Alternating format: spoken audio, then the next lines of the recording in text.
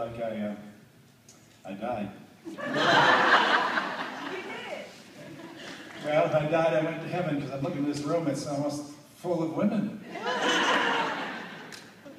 All virgins, no doubt. No, I'm so happy to be here. I'm a strong believer that the arts are a huge part of a well-rounded education. My grandma, Chapin, taught me that at an early age when she decided that her grandchildren, her 4 boys, were going to learn the language of music, and put us in this little school in Greenwich Village to learn instruments. You all know about, and I know about, the huge budget pressures that are happening. I'm a New York guy, grew up in New York City, and in New York public schools and in Los Angeles public schools, there are no arts. Unless a principal rarely wants to kind of stake their world on it, or there's a very strong and rich PTA who insists. Otherwise, it just does not exist. And I believe that music, dance, drama, painting, drawing, poetry are all part of educating for the real world. So I've become involved in advocating for the arts. As I said, I live in New York. I've been to Albany a couple of times, talking to our elected officials. I even testified once at a New York state congressional hearing to help keep the arts budget from being cut. All these congressmen and senators and arts advocates talking and testifying. But I'm a songwriter, so I wrote a song. If you sort through the data, you'll find as a rule that kids who have the arts do much better in school. In song and in the dance, on the canvas, on the stage, art gives life to the lessons they read on a page. Oh, you can't spell smart without art. You can't spell smart without art. You're gonna need art for to get a good start. You can't spell smart without art. Help me out. Oh, you can't spell smart without art. You can't spell smart without art. You're gonna need art for to get a good start. You can't spell smart without art. We nurture the mind of each boy and each girl. Imagination's needed in this challenging world. But the arts are an answer to an old paradox.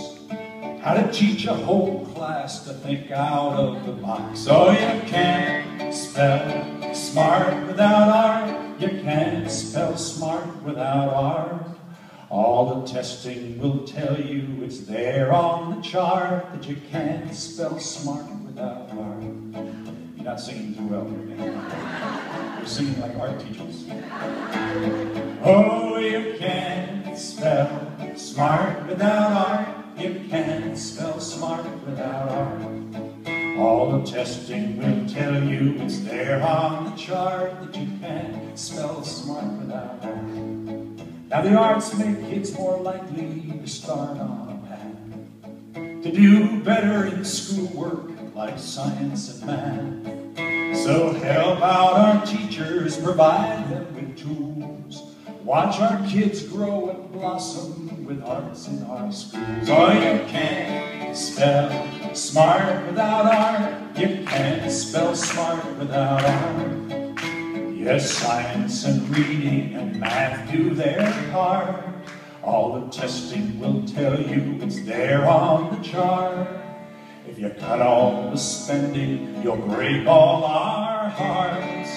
'Cause you can't spell smart without art.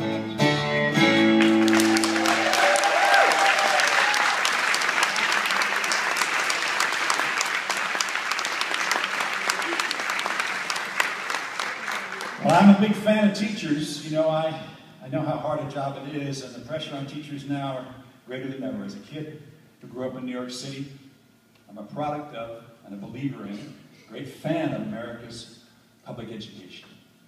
I attended PS 41 in Greenwich Village, Then my mom and I remarried, and we moved to Brooklyn Heights, PS8 in Brooklyn Heights, then on to Brooklyn Technical High School, and then on to State University of New York in Plattsburgh, New York.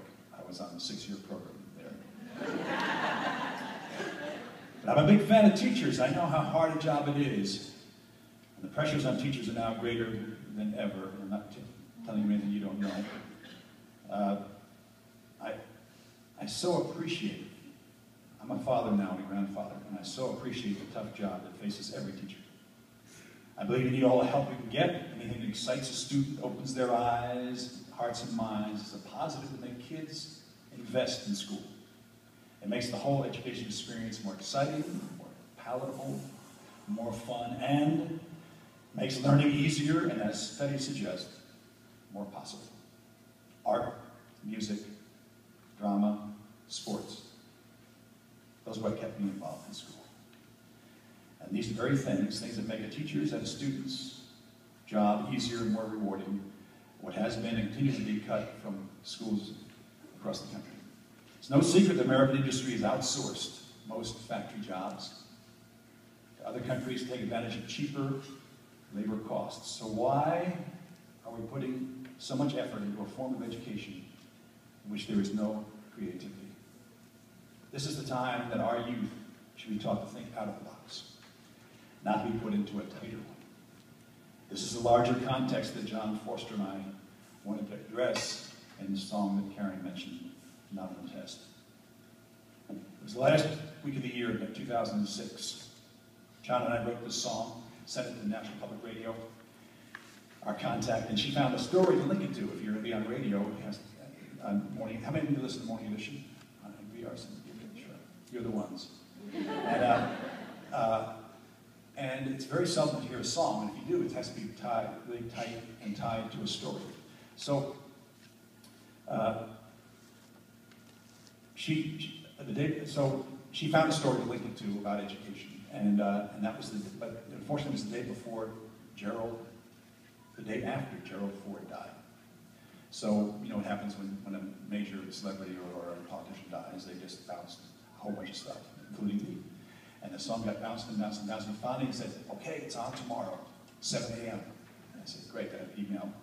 And that day was 7 a.m. on January 1st, 2007.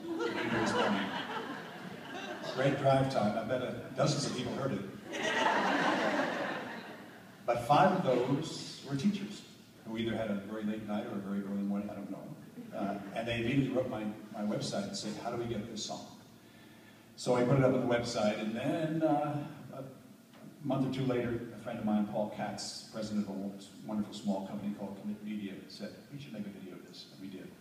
And there's a website as well, but here's the song.